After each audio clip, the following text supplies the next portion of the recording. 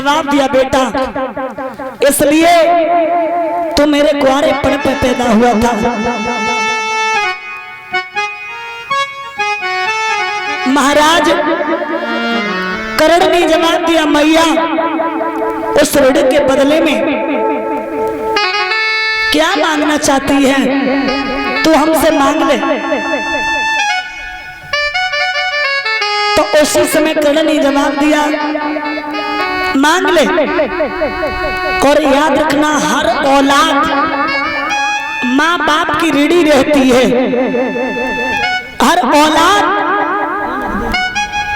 माँ बाप की ऋणी रहती है। मेरे प्यारे श्रोता बंधु, जो औलाद के लिए माँ बाप कर सकते वो कोई नहीं कर सकता। याद रखना, लिखा है कि रहम है जिसके अंदर रहमान वहीं पे रहता है, और अहम है जिसके अंदर है बान वहीं पे रहता है। और महाराज जिस घर में माँ बाप सदा प्रसन्न नजर आते रहे, मंदिर ना मस्जिद में भगवान वहीं पे रहता है। और महाराज वो सर नहीं होते जो माँ बाप के चरणों में ना झुके, वो हाथ नहीं होते जो माँ बाप के सम्मुख ना जुड़े।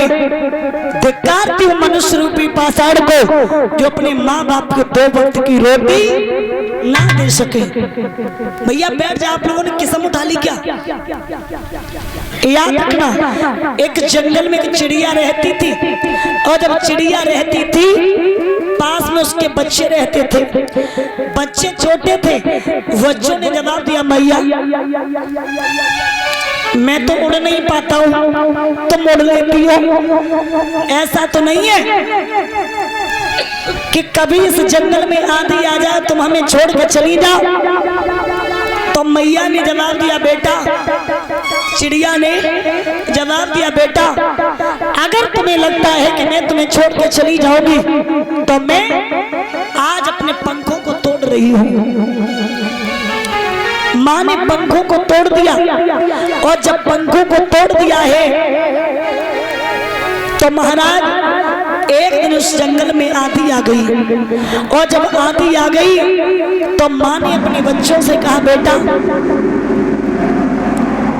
हम तो नहीं उड़ सकते हैं, इसलिए तुम उड़ जाओ। बच्चे उड़ गए, और जब बच्चे उड़ गए तो उस आंधी में माँ ने अपने प्राणों को छोड़ दिया।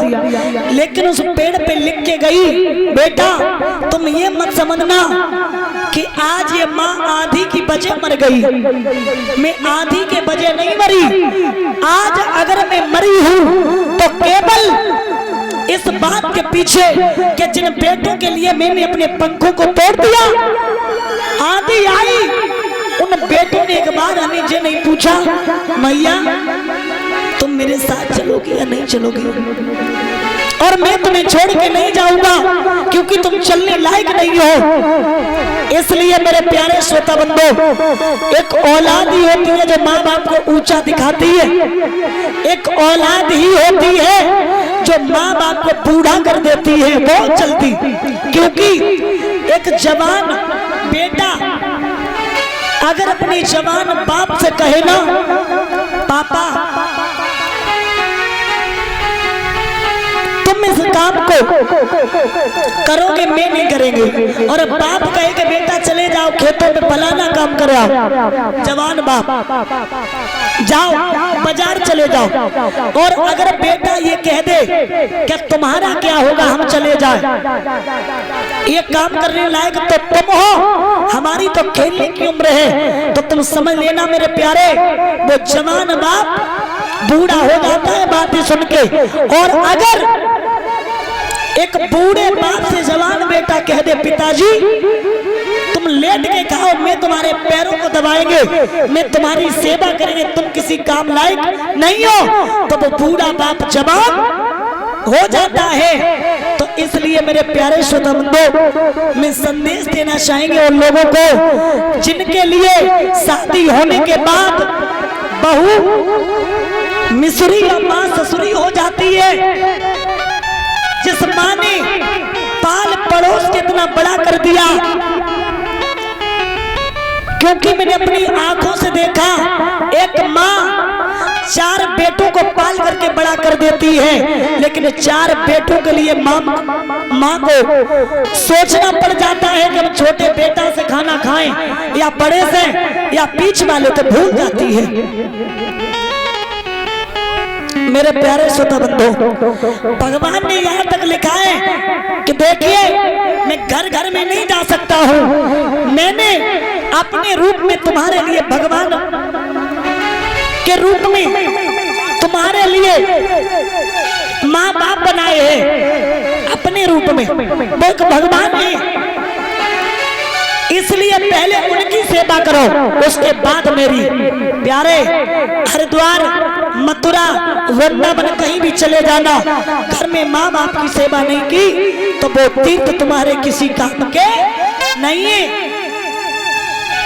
आज बाणों को दे दिया, कुंती बाणों को लेकर के चली आई, इधर बाण दिए हैं, लेकिन कर्ण ने एक बात कह दी, मैया बाणों को ले जा। लेकिन जाते जाते उस अर्जुन से इतना जरूर कह देना कि तूने अपनी माँ को जीते जी भिखमंगी बना दिया।